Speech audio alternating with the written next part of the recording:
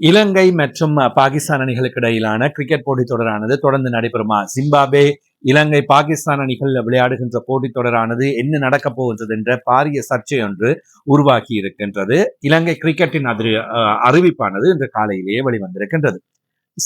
பாகிஸ்தான் இஸ்லாமாபாத்தில் இலங்கை அணி தங்கியிருந்த இடத்திற்கு அண்மையில் மனித வெடிகுண்டு தாக்குதல் ஒன்று நடைபெற்றிருந்தது. அதனைத் தொடர்ந்து இலங்கை கிரிக்கெட் வீரர்கள் தாங்கள் போட்டியில் பங்கு பெற்ற மாட்டோம், நாடு திரும்ப போகின்றோம் என்கின்ற ஒரு முடிவோடு இருந்திருந்தார்கள். குறிப்பாக இலங்கை அணியின் வீரர்களது குடும்பத்தினர் உடனடியாக நாடு திரும்புமாறு கோரிக்கையினை முன்வைத்திருந்ததாகவே தகவல்கள் வெளியாகி இருக்கின்றன.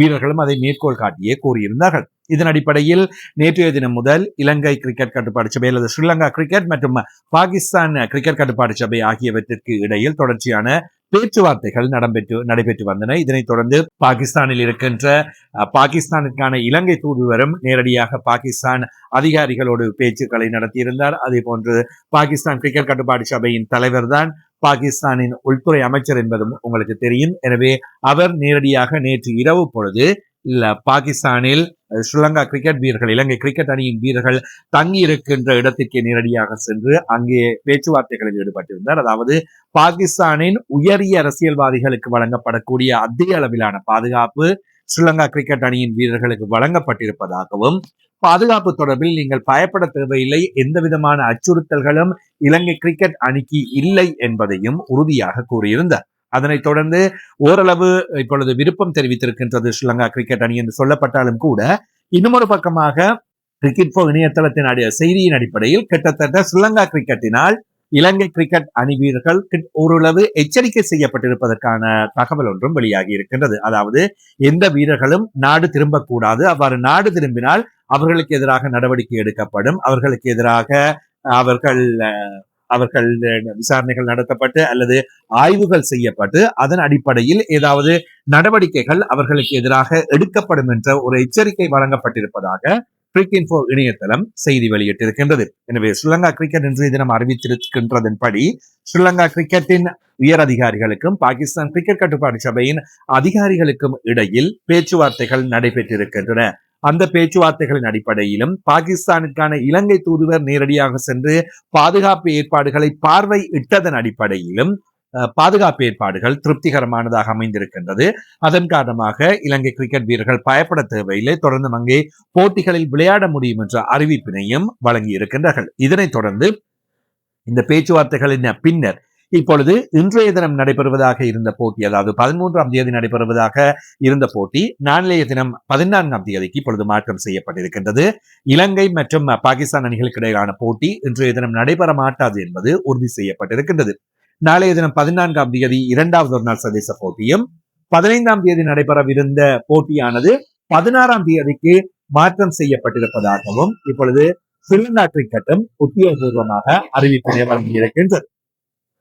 ஸ்ரீலங்கா கிரிக்கெட்டின் உத்தியோகபூர்வ அறிவிப்பின் அடிப்படையில் இந்த தகவல்கள் வெளியாகி இருக்கின்றன. போட்டித் தொடர் திட்டமிட்டது போன்று நடைபெறும், சிறிய தாமதம் மாத்திரமே ஏற்படுத்தப்பட்டிருப்பதாக சொல்லப்பட்டிருக்கின்ற அதே வேளையில் முக்கோண ஒரு நாள் போட்டித் தொடர், அதாவது இலங்கை, ஜிம்பாப்வே மற்றும் பாகிஸ்தான் அணிகள் மோதுகின்ற முக்கோண ஒரு நாள் போட்டித் தொடரிலும் ஒரு நாள் போட்டிகள் பின்னதாக விளையாடப்படவிருப்பதாகவும், போட்டிகள் யாவும் ராவல்பிண்டிக்கே மாற்றப்பட்டிருப்பதாகவும், சகல போட்டிகளும் ஒரு நாள் சர்வதேச போட்டிகள் மற்றும் முக்கோண ஒரு நாள் போட்டித் தொடர் போன்ற சகல போட்டிகளுமே ராவல்பிண்டியில் நடைபெறப் போவதாகவும் சொல்லப்பட்டிருக்கின்றது.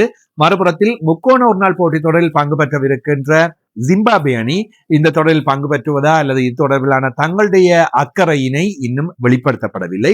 ஸ்ரீலங்கா கிரிக்கெட்டின் வீரர்கள் அதிருப்தி அடைந்த காரணத்தினாலேயே இந்த முடிவெடுக்கப்பட்டது. ஆரம்பத்தில் உண்மையில் ஸ்ரீலங்கா கிரிக்கெட்டின் வீரர்கள் நாடு திரும்பினால், இலங்கைக்கு மீண்டும் வந்தால் இரண்டாம் தர அணி ஒன்றினை அங்கே அனுப்புவதற்கு ஸ்ரீலங்கா கிரிக்கெட் தயார் நிலையில் இருந்ததாகவும் கூட செய்திகள், தகவல்கள் வெளியாகி இருக்கின்றன. ஒருவேளையில் இந்த விளையாடுகின்ற 11 பேரில் யாருமே மாட்டோம் என்று சொன்னால் முழுமையாக அவர்களை எடுத்துவிட்டு வேறு ஒரு இரண்டாம் தர அணியினை அங்கே அனுப்புவதற்கு தான் ஸ்ரீலங்கா கிரிக்கெட் தயாராக இருக்கின்றது என்றும் சொல்லப்பட்டிருக்கின்றது.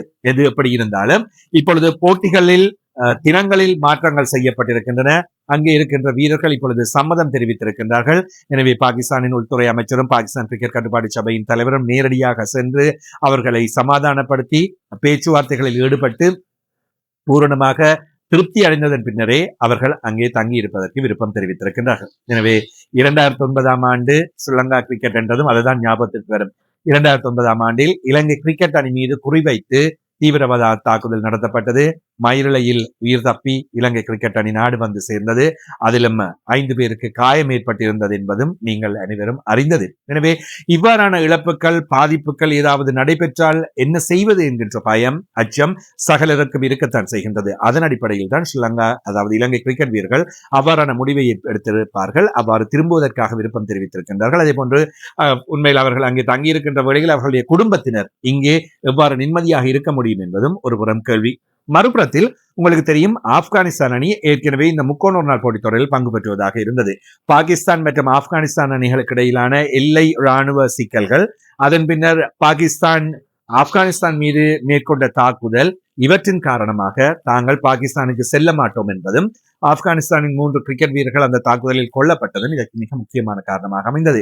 எனவே இந்த தொடர் ஆரம்பித்தது முதல் ஏதோ ஒரு விதத்தில் மீண்டும் மீண்டும் சிக்கல்கள், பிரச்சனைகள் உருவாகி கொண்டு இருக்கின்றன, நடைபெற்றுக் கொண்டிருக்கின்றன. இவ்வாறான ஒரு சூழ்நிலையில் இலங்கை கிரிக்கெட் அல்லது ஸ்ரீலங்கா கிரிக்கெட் இந்த தொடரை வித்ட்ரா பண்ணும் அல்லது விலகி கொள்ளும் என்று பார்த்தால், இலங்கை கிரிக்கெட்டின், ஸ்ரீலங்கா கிரிக்கெட்டின் உத்தியோகபூர்வமான நிர்வாகிகள் இல்லை, அவ்வாறு நடைபெறாது, போட்டி தொடர் நடைபெறும் என்ற அறிவிப்பினை வெளியிட்டிருக்கின்றார்கள்.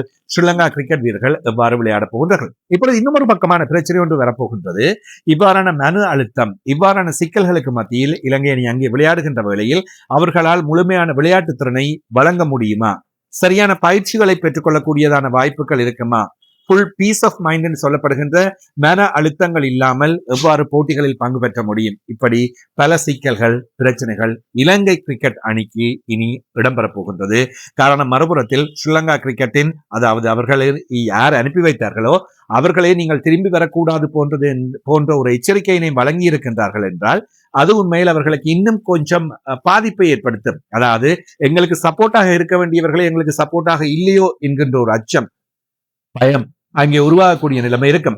உண்மையில் இப்பொழுது இருக்கின்ற இந்த இலங்கை அணியை பொறுத்தவரையில் இந்த வீரர்கள் போர் சூழலுக்கு பழக்கப்பட்டவர்கள் அல்ல. 2009ஆம் ஆண்டுக்கு முன்னர் தான் போர் சூழல் இருந்தது. எனவே அதற்கு முன் இருந்தவர்கள் ஓரளவுதானும் இலங்கையில் அவற்றை பார்த்து கொஞ்சம் பழகிக்கொண்டு கேள்விப்பட்ட சில விஷயங்களோடு நகர்ந்து சென்றதனால் அவர்களுக்கு ஓரளவு அது ஏற்புடையதாக இருக்கும். ஆனால் இப்பொழுது இலங்கை அணியில் இருக்கின்ற வீரர்கள் என்று பார்க்கின்ற வேளையில் 2009ஆம் ஆண்டில் அவர்கள் சிறுவர்களாக, பாடசாலை மட்டத்தில் இருந்தவர்களாகவும் மிக வயது குறைந்தவர்களாகவும் தான் காணப்பட்டிருப்பார்கள். அநேகமாக 95ஆம் ஆண்டுக்கு பின்னர் பிறந்தவர்கள் தான் இப்பொழுது அணியில் விளையாடி கொண்டிருக்கின்றவர்கள். எனவே அப்படி பார்க்கின்ற வேளையில் போர் சூழல்களுக்கும் போருக்கும் பழக்கப்பட்டவர்கள் கிடையாது என்கின்ற அடிப்படையிலும் கூட அவர்களுக்கு இது ஒரு மன அளவிலான பாதிப்பினை ஏற்படுத்தும். எனவே எவ்வாறு அவர்கள் சுமூகமாக விளையாட முடியும் என்ற கேள்வி எழும்புகின்றது. அது மாத்திரமில்லாமல் இந்த தாக்குதல், அதே போன்று இவ்வாறு ஏற்பட்டிருக்கக்கூடிய இந்த சிக்கல்கள், பிரச்சனைகள் எதிர்காலத்தில் பாகிஸ்தானுக்கு இனி அணிகள் செல்வதையும் கூட மீண்டும் ஒரு தடவை கேள்விக்குறியாக்கி கொண்டிருக்கின்றது. பாகிஸ்தானில் கிரிக்கெட் விளையாடுவதும் பாகிஸ்தானின் கிரிக்கெட்டும் மிகப்பெரிய அளவில் இந்த தீவிரவாத தாக்குதல்கள், இவ்வாறான பிரச்சனைகள் மூலமாக பாதிப்புக்குள்ளாகி வருகின்றது என்பதும் இங்கே சுட்டிக்காட்டத்தக்கக்கூடியதாக அமைந்திருக்கின்றது. எனவே இந்த இலங்கை பாகிஸ்தான் அணிகளுக்கு இடையிலான தொடர் எவ்வாறு நடைபெறப் போகின்றது, இலங்கை அணி இவற்றிலிருந்து மீண்டு வந்து முழு உத்வேகத்துடன் ஏனைய போட்டிகளில் விளையாடி வெற்றி பெற முடியுமா, வெற்றி பெறக்கூடியதாக இருக்குமா? வருகின்ற நாட்களில் அவை பற்றி பேசலாம். தொடர்ந்தும் எங்களோடு இணைந்திருங்கள்.